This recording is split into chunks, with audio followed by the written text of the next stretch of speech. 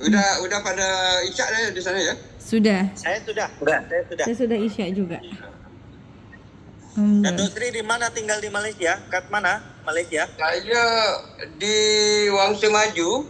Kalau disebut provinsinya di Gombak. Setapak. Oh, Gombak ya? Di Gombak ya? Oh, baik. InsyaAllah nanti kalau ada diizinkan boleh datang ke Kuala Lumpur. Sering saya berkunjung ke KL, Datuk. Saya orang kampung, Gombak.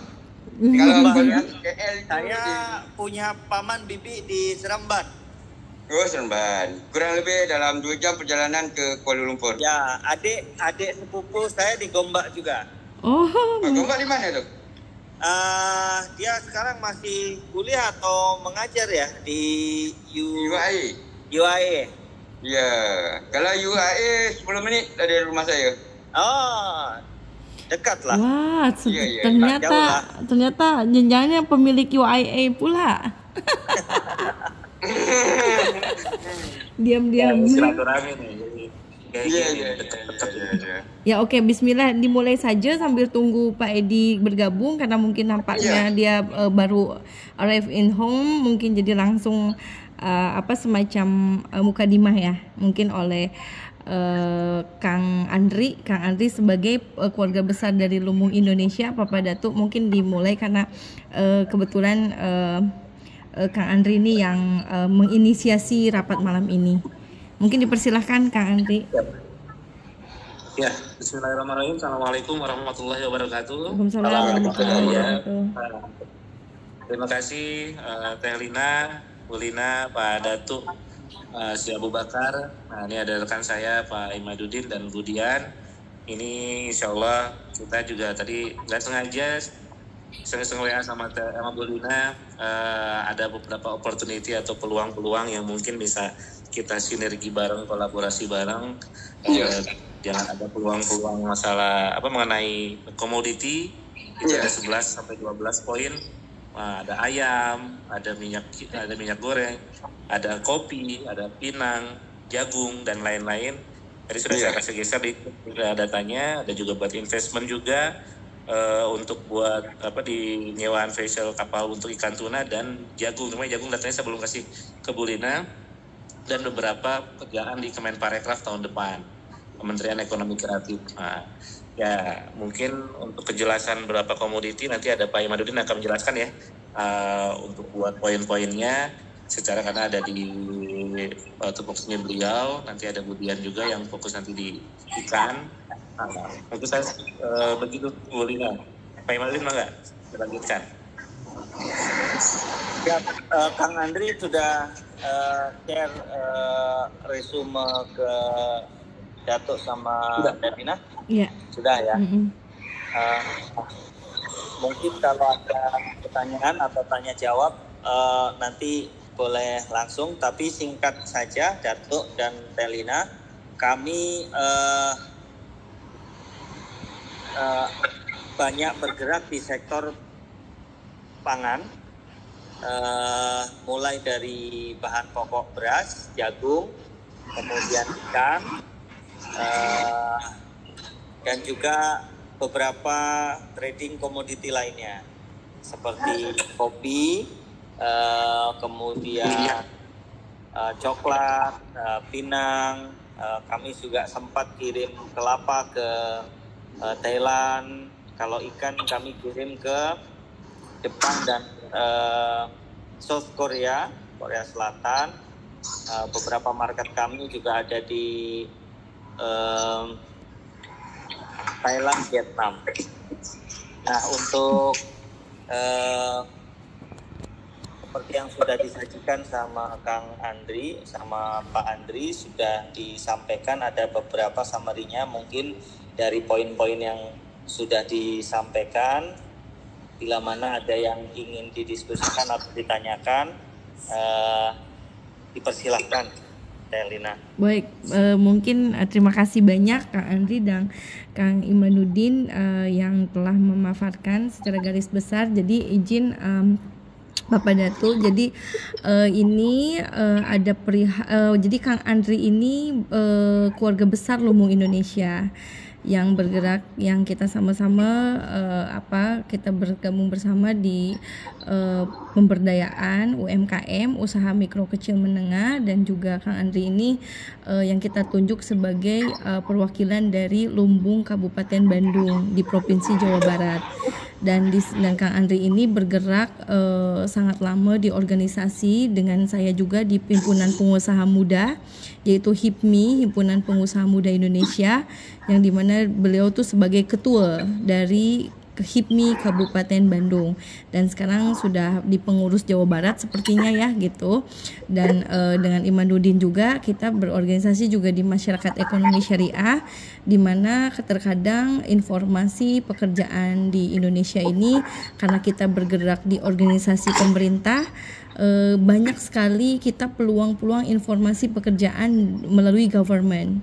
Jadi mungkin saya melihat bahwa banyak peluang yang mungkin Kang Andri, Pak Imaduddin atau Ibu Dian yang mungkin terkadang wah ini kita udah dapat informasi pekerjaan nih gitu, kadang-kadang lagi pertunjukan langsung, tapi macam mana untuk bisa dapat semacam kerjasama investasinya, permodalannya macam tak ada gitu. Mungkin semacam ya mungkin kadang-kadang waduh ini kita udah siap, networknya sudah siap, udah dapat project, tapi rasanya dia harus ada partner nih gitu untuk bisa financingnya gitu. Terkadang mungkin ya secara garis besarnya ya Kang Andri, Pak Imaduddin atau Bu Dian, semacam itu Pak Datu. Nah tiba-tiba pas tadi Lina pas komunikasi itu kan Lina di Cirebon nih, terus Lina nampak beberapa, terus kita kan lagi coba bincang yang kemarin kita cakap itu kan Pak Datu.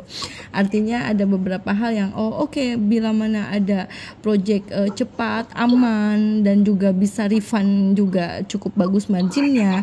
Terus juga yang terpenting adalah tidak lama kan gitu kan ya Pak Datu. Artinya ada resume atau feasibility study yang mungkin sesuai yang Pak Datu cakap kemarin. Boleh nanti kita coba rancang, diajukan kepada timnya Papa yang di UK atau di tim Malaysia, yang dimana ada finance soft loan yang mungkin nanti bisa Papa Datu semacam sampaikan seperti apa bentuk kerjasama atau hal-hal lainnya. Mungkin itu yang secara garis besarnya Lina sampaikan. Nah untuk terlepasnya mungkin Papa Datu dipersilahkan untuk menyampaikan bila mana ada sesuatu hal yang dipertanyakan. Mungkin dipersilahkan Papa Datu. Bismillahirrahmanirrahim. Secara garis kasarnya saya tidak 100% melihat proposal dan cash flow ya. Saya lebih concern kepada profesional, kerja-kerja yang membuat daripada untuk finish product, daripada raw material hingga ke finish product. Cuma pada saya, kalau proposal ataupun cash flow itu hanya untuk meyakinkan kepada investor ataupun untuk sebenarnya kalau dari pengalaman saya yang sudah 35 tahun dalam bidang ini, yang membuat proposal ataupun cash flow itu sebenarnya perasaannya itu 50%, sama ada atas keyakinan ataupun sebab apa yang diproposkan masih belum berjalan, belum dilakukan. Makanya itu saya katakan hatinya itu masih lagi 50-50. Jadi saya langsung pergi ke tenaga kerjanya, apa yang telah diproduce dari bermula awal sehingga ke finish product. Itu target saya. Jadi cash flow dengan proposal itu ya harus untuk dilanjutkan perbincangan untuk lebih faham kan ya. Tetapi pada saya itu tidak menjadi hal yang begitu ditekankan. Okey. Terus saja kepada sharing, saya lebih suka begini. Apabila kerjasama tadi tu bukannya atas nama joint venture. Ya. Saya lebih suka ke arah sharing profit. Ada kata lain, apa tu? Bagi hasil. Bagi hasil kerjasama. Butter cake, share the cake, orang kata kan. Tapi share the cake bagi itu, kuih, kalau kita kena bagi kuih. Butter trade kan? Bagi, sama juga bagi kuih di Indonesia. Itu butter trade itu sudah lama ketinggalan. Sudah lama. Memang dulu begitu adanya. Cuma yang mana saya merancangkan ekonomi Malaysia, saya mengantikan perkataan itu kepada sharing profit. Maksudnya bahan daripada Malaysia diantar ke Indonesia contohnya ya. Ya, ya. Kemudian finish product dari Indonesia dihantar ke Malaysia.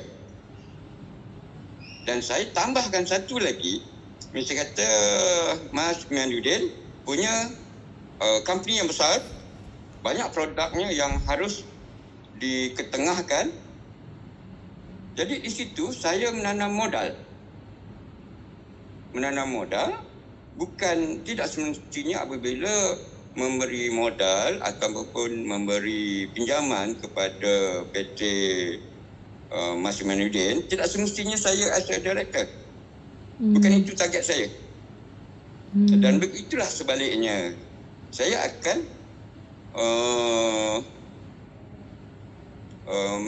menjadikan Imanuddin salah seorang daripada director ataupun tenaga profesional di dalam company saya. Kalau kita target untuk menjadi director, tapi kalau director tak pandai nak buat kerja, nak buat apa? Makanya saya terus target kepada orangnya. SDM, sumber daya manusia. Ya. Ya. Cuma kalau di kertas kerja selalunya, jujur saya bukan orang yang tidak serius. Saya cukup serius di dalam kalau atas urusan kewangan dan perniagaan. Sebab perkara ini bukan untuk kehidupan kita. Kalau kehidupan kita tak perlu kita nak menjual barang-barang tu kan kepada orang ramai. Jadi tenaga kita tadi, kepandaian kita tadi adalah untuk umat.